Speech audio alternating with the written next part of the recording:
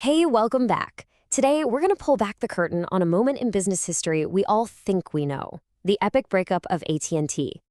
It's a story that's been told 1,000 times, but it turns out there's a huge chapter that almost always gets left on the cutting room floor.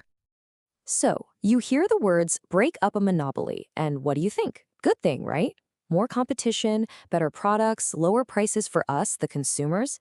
It seems like a total no-brainer, an open and shut case. And for decades, the poster child for this whole idea has been the 1982 court-ordered breakup of the Bell system. AT&T was this absolute titan that controlled pretty much all phone service in the US. Taking it down is still talked about today as this massive, unqualified victory for the little guy. But what if that triumphant story, the one we all learned, isn't the whole story?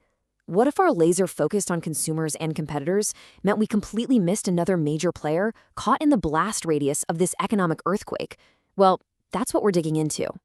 Because, there is this massive, almost completely overlooked casualty in this whole corporate drama, the 1 million employees of the Bell system. I mean, think about that number for a second. At the time, if you weren't counting the federal government itself, this was the single largest workforce in the entire United States. Okay, so before the breakup, the setup was pretty straightforward. You had one giant company, AT&T, and to balance its power, you had one giant union, the Communications Workers of America, or CWA. This structure was key. It let the union negotiate for all its workers nationwide, giving them some serious leverage. But then, boom, AT&T gets smashed into 8 separate companies, and that unified, powerful bargaining structure gets smashed right along with it. And the fallout from this was, well, it was swift and it was brutal. Just look at these numbers. Before the breakup, union membership in the telecom industry was at 56%. That's more than half the workforce. But less than 2 decades later, that number had been cut by more than half, plummeting down to just 24%. It was a catastrophic loss of collective power for those workers. And look, this isn't just some abstract percentage on a chart. This had real-world kitchen table consequences for people. We're talking about wages that suddenly grew much more slowly, job security that pretty much evaporated, benefits getting slashed, and the gap between the highest paid and lowest paid workers in the industry just got wider and wider. So all of this just begs this huge question, right? How on earth could the fate of 1 million workers just get completely ignored in what was arguably the biggest antitrust case in American history? How did this massive blind spot even happen? Well, the answer lies in a concept that's basically the mirror image of monopoly. We all get what a monopoly is, one dominant seller calling all the shots. But antitrust law has often completely ignored monopsony, which is one dominant buyer. In a labor market, a monopsony is a company so big, it's basically the only game in town for jobs, giving it almost total power to set wages. And for a long, long time, antitrust law was obsessed with what was good for the consumer and really didn't care about what was fair for the worker. And you don't have to read between the lines to see this.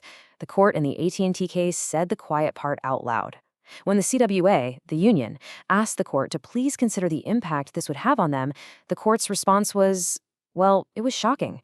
They declared that the case had, and I'm quoting directly here, nothing to do with the CWA and its relationship with the Bell system. Just like that, an entire workforce's future deemed totally irrelevant. And that decision was a perfect snapshot of a huge shift in legal thinking that was happening back then. The goal, the only goal, became consumer welfare, which really just meant one thing: lower prices. Any impact on the labor market, on wages, or on the power of working people, it was all just outside the frame. So why are we digging all this up now? Well, because this isn't just some dusty old history lesson. Today, the calls to break up the giants of our own time, from big tech to big agriculture, are everywhere. And the story of AT&T is like this giant flashing warning sign, forcing us to ask a really critical question. Are we about to make the exact same mistake all over again?